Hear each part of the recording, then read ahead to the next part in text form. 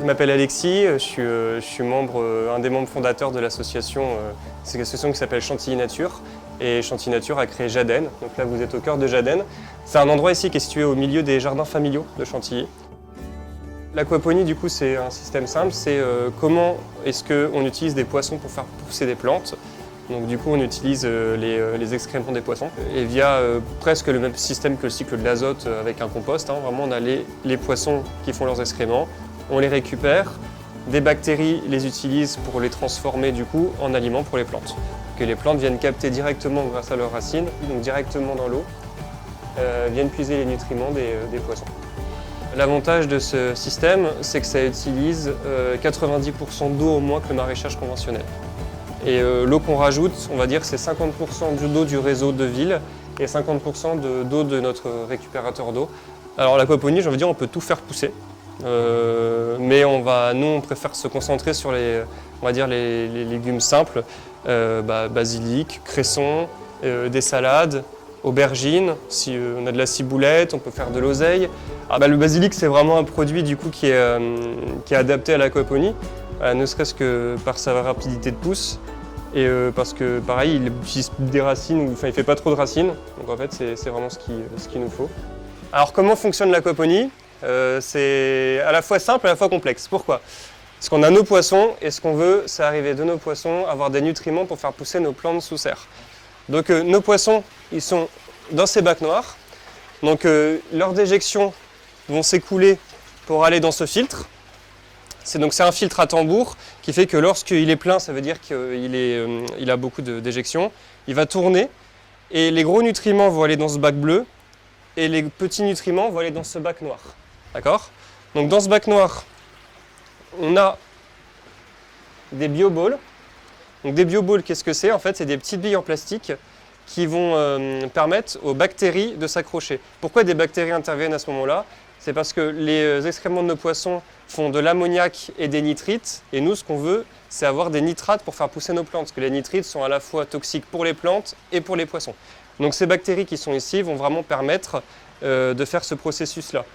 Et ce qui fait que quand nous, on a besoin de cette eau chargée en nutriments pour les plantes, on a une petite pompe qui ramène l'eau à côté et qui va permettre d'alimenter les plantes. Et les plantes vont pouvoir, via leur système racinaire, du coup, avoir les nutriments des poissons.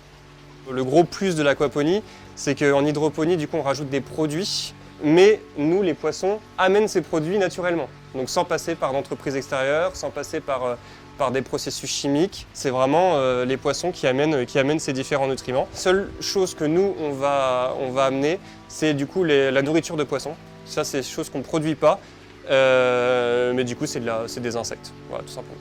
L'aquaponie, c'est beaucoup de contrôle de l'eau, tout le temps. L'eau, c'est vraiment, c'est vraiment la liaison entre ce que font les plantes et les poissons. Donc il faut contrôler l'eau pour les poissons. Et les plantes aussi, parce que c'est des êtres vivants aussi et elles veulent certaines choses en particulier dans l'eau. Donc oui, il faut contrôler beaucoup l'eau. Et après, ça va beaucoup être aussi le contrôle des fuites. La chose numéro 1 dans le gustatif, c'est la variété qu'on veut cultiver. Ça, de toute façon, aujourd'hui, les tomates en supermarché qu'on achète, elles sont pas bonnes. C'est pas parce qu'elles poussent dans un sol qui est pas bon qu'elles sont pas bien mises. C'est juste qu'en fait, on prend les tomates qui veulent grossir le plus vite possible et être la plus belle. Et on s'en fout un petit peu du goût, ce qui est un petit peu dommage. L'avantage de l'aquaponie à l'hydroponie, par exemple, sur le goût, c'est qu'en hydroponie, on va rajouter des produits qui vont permettre aux plantes de pousser. Pareil, de manière à ce que ce soit plus joli le plus rapidement possible. Mais on oublie de rajouter les petits nutriments qu'il y a du coup qu'on a en aquaponie via les excréments des poissons, qui vont rajouter ce petit goût en plus. Ce petit goût de la tomate, oui la tomate elle est bonne, mais il manque un petit truc qui fait ah ouais la tomate elle est super bonne. Notre vocation, comme on a dit numéro 1, c'est la pédagogie. Donc le fait d'avoir beaucoup d'enfants qui viennent et qui viennent découvrir ce que c'est la nature, ça fera peut-être des futurs petits jardiniers. Et à partir de là, c'est pas du greenwashing pour moi. Et même si une entreprise du coup veut faire du greenwashing en venant ici, leurs employés ils vont être ici, ils vont découvrir ce que c'est que la nature et peut-être qu'ils vont être plus sensibilisés au compost, à la consommation, à l'eau. Mission acceptée, quoi. Mission réussie même. L'aquaponie, ça peut être pour nourrir plus de personnes sur un plus petit espace. Voilà, comme j'ai dit, pour moi, l'aquaponie, ça pourrait être vraiment adapté pour un complexe hôtelier où ils font leur petite serre à côté et où les producteurs, même les cuisiniers viennent directement d'ailleurs récolter sur la partie aquaponique.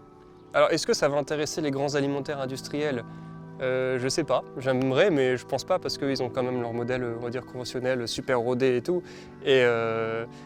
On va dire qu'ils s'en moquent un petit peu de la consommation d'eau qu'il faut pour produire leurs légumes. Donc à partir de là, tant qu'ils n'auront pas de restrictions, en fait, ils s'y intéresseront pas. Parce que pour le moment, l'eau, elle est limitée et elle est pas chère. Donc,